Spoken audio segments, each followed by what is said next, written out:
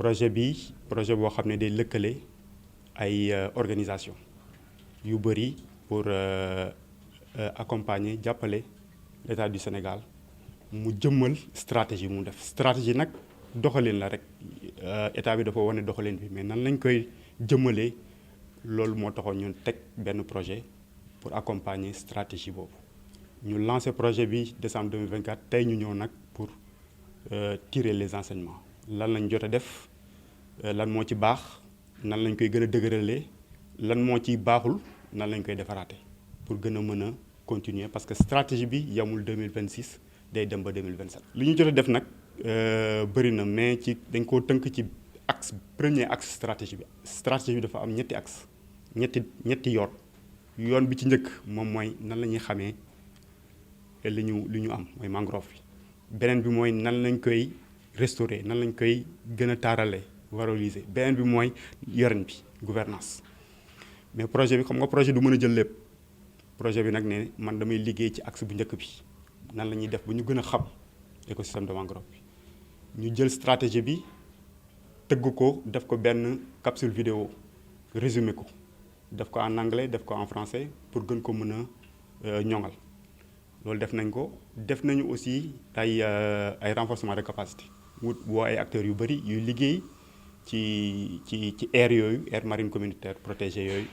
pour wan leen nan la ñuy yoree aire yi nan lañ koy gérer nan lañ koy doxalee ak communauté yi et cetera et cetera. def nañu aussi ay formation yoo xam ne dañ leen jox ay jumtukaay yoo xam ne mën nañoo topp mangrove bi fan la toll en terme d'étendue lan moo ci yàqu yàqu-yàqu yi nan lañ koy mën a remonter ba nit ñi jël ci les autorités yi jël ci ay dogal. donc loolu aussi def nañ ko au-delà de cela aussi def nañu li ñuy wax ay njàngale ci école yi muy éducation environnementale parce que dañoo yaakaar ne xale yi ñoom ñooy màgg suba ñoom la ñuy bàyyee alam bi donc war nañ leen préparer balaa ñuy commencer di jëflanteeg alam bi donc éducation environnementale def ko Mbodiène def ko Saint-Louis def ko Joal 900 élèves yu ñu touché 13 écoles yu ñu touché loolu aussi def nañ ko ci kii bi mais aussi def nañu lu ñuy wax communauté de pratique parce que bi ñuy bind projet bi dañoo gisoon ne dafa amoon lu manqué mooy jàngante suñu biir nga am dara man ma am dara nan la ñuy échanger pour renforcer suñu capacité ñu ne pour ñu dépasser loolu nañ teg benn kuréel bi ñu tuddee communauté de pratique communauté moom mooy ay nit ñoo ci nekk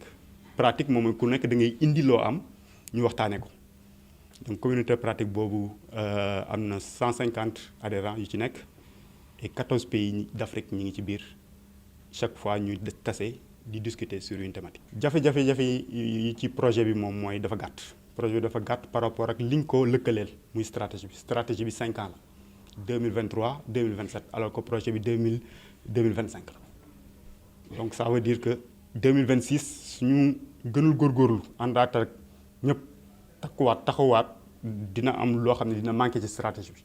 te loolu ñaanuñu ko yàlla donc loolu moom la moo doon difficulté projet bi beneen bi moom mooy ressources yi aussi doyul ressources financières yi waaw moo tax sax ñu gën a def alliance bi am na ay activités yoo xam ne dañ ko def ensemble Nebedaay dafa indi dara Agir indi dara bureau d'information indi dara ENDA indi dara ñu mën ko gën a jëmmal. yàqu-yàqu yi itam bokk na ci jafe-jafe yi. waaw yàqu-yàqu yi moom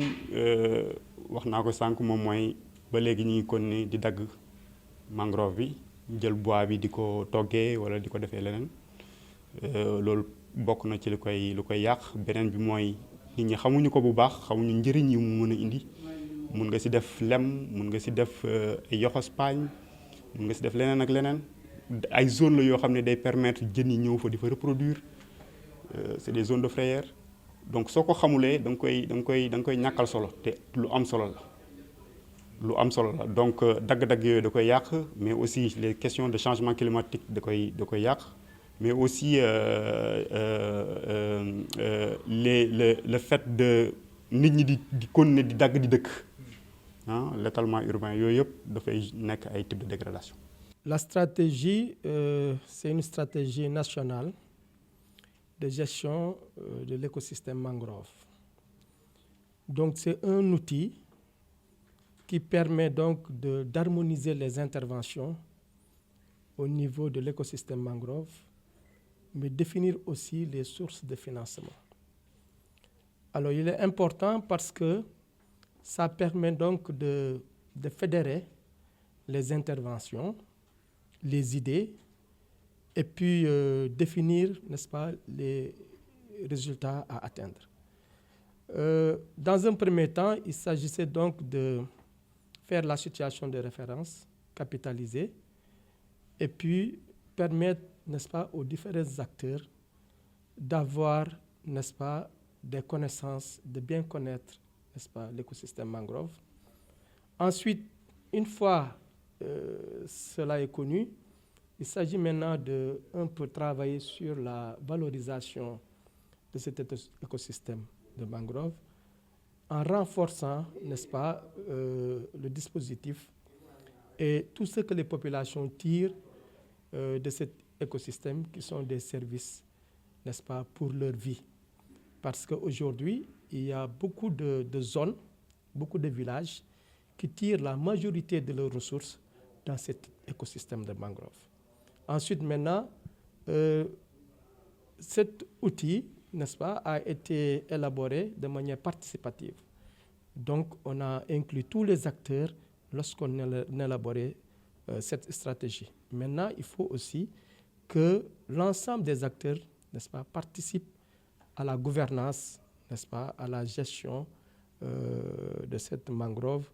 en tout cas pour le bien de toute la communauté.